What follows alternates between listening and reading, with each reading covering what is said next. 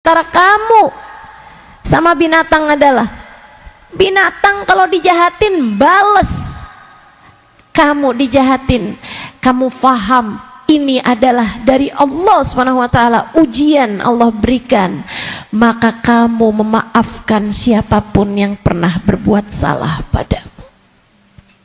Sebab kamu bukan binatang, kamu hambanya Allah. Yang bikin beda antara kamu sama binatang adalah binatang nangis karena lapar, kamu nangis karena takut Allah murka padamu. Binatang nangis njerit ketika disakiti binatang yang lain, kamu nangisnya karena berharap pengen bisa ketemu sama Nabi Muhammad. Itu yang bikin beda antaramu dengan binatang. Jadi kalau kamu ngerasa saya nangisnya kalau disakiti, saya juga nangisnya kalau lagi lapar, lagi miskin, lagi nggak ada apa-apa, saya juga nangis tuh.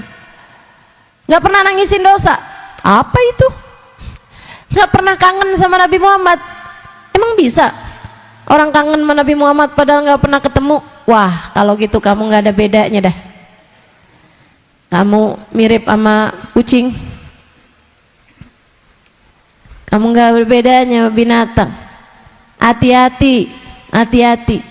Yang hidupnya mirip sama binatang, dianggap sama Allah nggak pinter mensyukuri nikmat iman Islam, akhirnya inna adzabila syadid, sesaat sebelum kematian Islamnya kembali dicabut dari dalam hatinya, imannya kembali diambil oleh Allah Subhanahu wa taala, sehingga ia mati tanpa berbekal iman dan Islam. Naudzubillah min dzalik.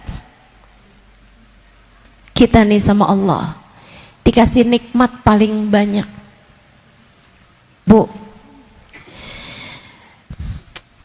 pernah ngerasain gak hidup lagi berat, tapi terus kamu bangun di waktu malam, kamu tahajud, kamu nangis, kamu panggil nama Allah, kamu bilang ya Allah, ya Allah, saya hambamu ya Allah, sayangi saya ya Allah. Kamu benamkan dirimu dalam sujud panjang, kamu panggil nama Allah dan kamu berasa dekat.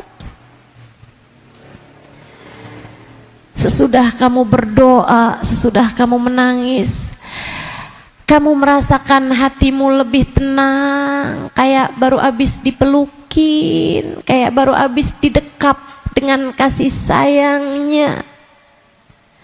Kemudian kamu merasa bahwa hidup sedang baik-baik saja, hidup masih baik-baik saja. Sebab meskipun kamu sedang tak berdaya, bersamamu ada Allah yang maha perkasa. Sebab meskipun kamu merasa kamu begitu hina, bersamamu ada Allah yang maha mulia dan maha memuliakan. Sebab ketika kamu merasa bahwa hidupmu sedang miskin, sedang gak punya, kamu faham, kamu sadar bersamamu ada Allah zat yang maha kaya. Bersamanya kamu tidak takut apa-apa, dan hatimu lega, dan hatimu tenang. Pernah begitu? Pernah bukan? Allah masih berkenan memandangmu dengan pandangan cintanya. Saat kamu masih diizinkan Allah menyebut-nyebut namanya, adalah karena kamu masih bernilai di sisi Allah Subhanahu wa taala Tuhanmu.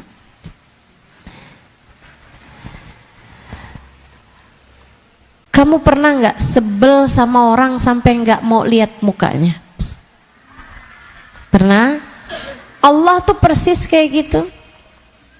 Allah persis kayak gitu. Allah kalau sebel sama seseorang, Allah nggak izinkan orang tersebut menghadap kepada Allah Ta'ala. Allah nggak kasih dia lagi buat sholat. Dia pikir dia yang nggak mau sholat. Percuma dah sholat, hidup susah mulu. Usah sholat aja sekalian. Dia pikir dia yang nggak mau sholat. Padahal Allah yang nggak mau dia menghadap kepadanya. Kenapa? Sebab dia sudah jatuh dari pandangan Allah. Sebab Allah melihat dia tidak pandai berterima kasih kepada Allah, maka Allah pun melaksanakan apa yang telah Allah firmankan, inna adzabi lasyadid. Adabku sangat pedih. Aku tak izinkan kamu menghadap kepadaku. Aku tak sudi melihatmu menghadapkan dirimu padaku. Pernah nggak sebel sama orang sampai nggak mau dengar suaranya? Kamu kalau kesel, marah sama orang sampai kamu nggak pengen dengar suaranya, bukan? Allah juga gitu, persis gitu. Allah kalau nggak seneng sama seorang hamba, Allah marah, Allah murka sama seorang hamba, Allah tidak izinkan hamba tersebut untuk menyebut-nyebut nama Allah. Allah nggak izinkan dia zikir. Allah nggak izinkan dia baca Quran. Allah nggak izinkan dia istighfar. Allah nggak izinkan dia baca salawat. Allah nggak izinkan dia baca maulid. Allah nggak izinkan dia untuk melakukan kebaikan-kebaikan. Allah nggak izinkan. Dia pikir dia yang nggak mau baca, dia pikir dia yang nggak mau zikir, dia pikir dia yang nggak mau manggil-manggil nama Allah, dia pikir dia yang nggak mau doa, dia pikir dia yang nggak mau doa, padahal Allah yang nggak pengen dengar. Kamu nggak pandai mensyukuri kenikmatan dariku, maka lihatlah, aku tak lagi izinkan kamu menyebut-nyebut namaku. Aku tak sudi namaku disebut oleh orang semacam dirimu itu. Inna adzabi lasyadid. Karenanya teman-teman, hal terakhir nih yang saya mau sampaikan padamu. Kamu kalau kepengen jadi hamba Allah, tambah hari tambah deket, tambah hari tambah dicinta, tambah hari tambah disayang, hidupnya tambah hari tambah terarah, terbimbing. Kamu pengen jadi hamba yang kayak gitu? Saya kasih tahu caranya. Syukurilah setiap kebaikan yang kamu lakukan. Syukuri setiap kebaikan yang kamu lakukan. Kalau kamu misalnya, ustazah, saya susah banget loh mau bangun tahajud. Padahal kalau diingat-ingat malu ustazah, uban udah banyak. Umur nih udah nambah-nambah terus nih, kalender udah ganti lagi. Tapi keadaan saya masih kayak gini-gini aja gitu. Saya kepengen deh ustazah mau istiqomah tahajud. Tapi saya nih ustazah kan yang sunnah puasa Senin Kemis. Nah kenapa saya tahajudnya Senin Kemis? Saya kepengen ustazah bisa istiqomah tahajud. Gimana caranya? Saya kasih tipsnya. Kamu rapiin alarm tidur awal, jangan banyak bikin maksiat sepanjang hari. Sebab tahajud itu undangan, nggak akan diundang kalau orang bikin banyak salah pada hari tersebut. Kemudian tidur, usahakan sebelum tidur wudu, tidurnya miring kanan, baca pikiran sebelum tidur, subhanallah 33 kali, alhamdulillah 33 kali, Allahu Akbar 34 kali, atau Allahu Akbar 33 kali akhiri dengan la ilaha illallah wa la syarikalah lahul mulku wa lahul hamdu wa yumiitu wa huwa ala kulli syai'in qadir. Kemudian baca bismillahirrahmanirrahim 21 kali. Jangan lebih, jangan kurang, nggak usah diawali dengan bismillahirrahmanirrahim sebelumnya. Kalau kamu awali dengan bismillahirrahmanirrahim jadinya 22 kali. Pasin 21 kali bacanya. Kemudian baca akhir surat Al-Kahfi. Gimana tuh? Gimana? Hah? Qul innama ana basyarun mithlukum yuha ilayya annama ilahukum ilahu wahid. Faman kana yarju liqa'a rabbih falyamal amalan salihah wa la yusyrik bi ibadati rabbih ahad. Akhir dari surat Al-Kahfi. Satu ayat aja, satu kali aja baca. Kemudian doa. Allahumma inni wada'tu jambi wa bismika arfa'u.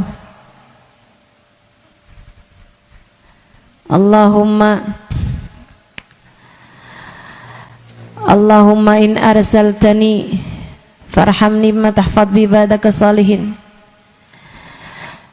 Ya Allah, kalau Engkau ambil aku, ambillah sebagaimana Engkau mengambil hamba-hambamu yang tercinta di sisimu. Kalau Engkau mau hidupkan aku kembali, ya Allah, jaga aku sebagaimana Engkau telah menjaga hamba-hamba tercinta di sisimu. Allahumma aiqidni fi ahabbis saati ilaik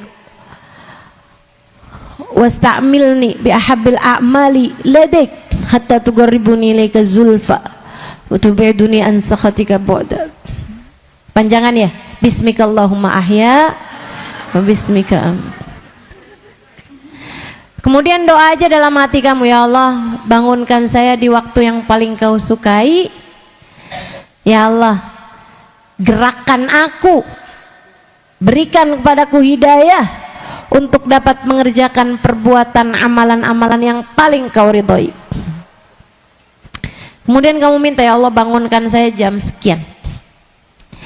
Akhiri doa-doa kamu itu dengan baca surat Al-Kafirun dan baca salawat 10 kali. Yang pendek aja, Allahumma sholli ala sayyidina Muhammad wa ala ali sayyidina Muhammad. Allahumma sholli ala sayyidina Muhammad wa ala ali sayyidina Muhammad. Tidur miring kanan. Nanti insya Allah besar kemungkinan Allah akan bangunkan kamu. Tahajud, wudu, kemudian kamu bangun tahajud. Sholat 2 rakaat, 4 rakaat, 6 rakaat, atau sholat witir 5 rakaat, 7 rakaat. Habis selesai, kamu doa sama Allah. Habis itu, ini penting, kamu sujud syukur. Gimana caranya sujud syukur, Ustazah? Kamu duduk, takbiratul ihram, niat saat takbiratul ihram, nawaitu sajdatan lisyukri, Allahu Akbar, saya niat sujud syukur lillahi ta'ala, Allahu Akbar. Kemudian langsung sujud, nggak usah baca iftitah, nggak usah baca apa. Posisinya duduk tadi ya, kamu duduk posisinya Allahu Akbar, nawait. Tadi sebelum takbir kamu niat nawaitu sajdatan lisyukri lillahi ta'ala, Allahu Akbar. Kemudian kamu sujud. Saat sujud kamu baca subhanarabbil a'la wa bihamdi, subhanarabbil a'la wa bihamdi, subhanarabbil a'la wa bihamdi. Saat itu kamu munajat sama Allah, ya Allah makasih udah dibangunin, ya Allah makasih. Di waktu yang hamba-hamba tercinta di sisimu bangun di jam yang seperti ini, ya Allah. sebagaimana Engkau memandang mereka dengan pandangan kasih sayang-Mu, pandanglah saya juga ya Allah dengan pandangan kasih sayang-Mu. Sebagaimana Engkau mendengar doa-doa mereka, dengarkan saya juga ya Allah. Doa-doa saya didengerin juga ya Allah.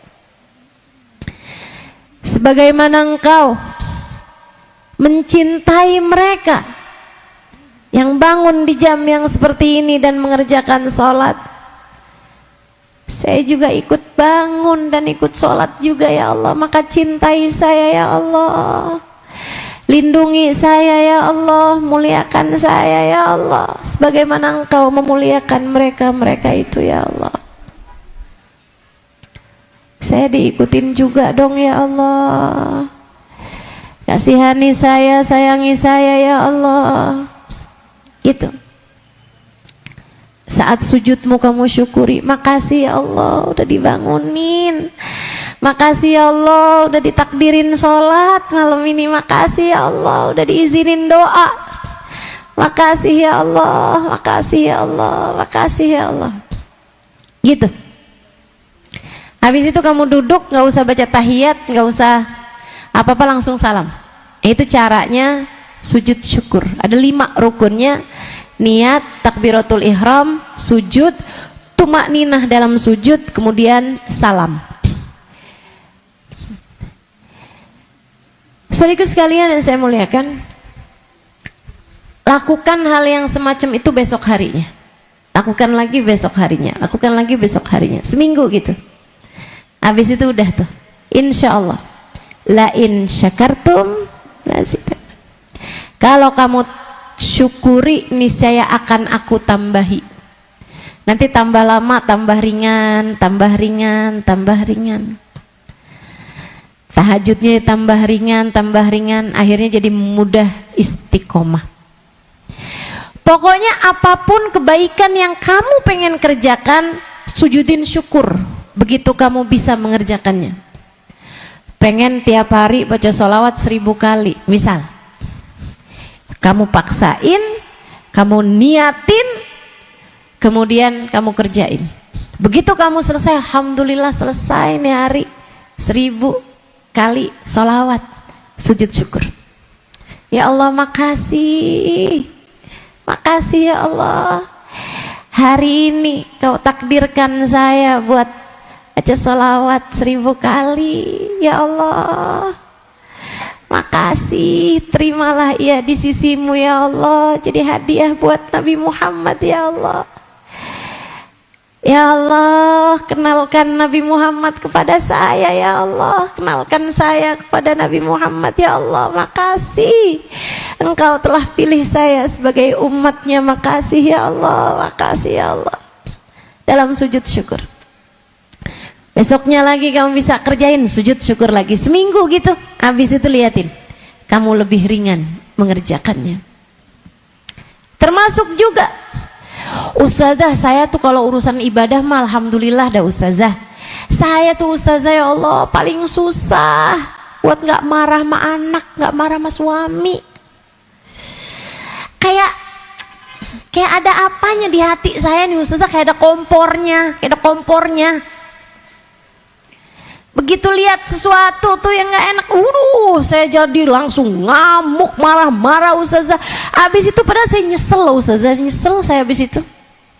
Liatin anak pas lagi tidur, ya Allah nyesel saya ustazah.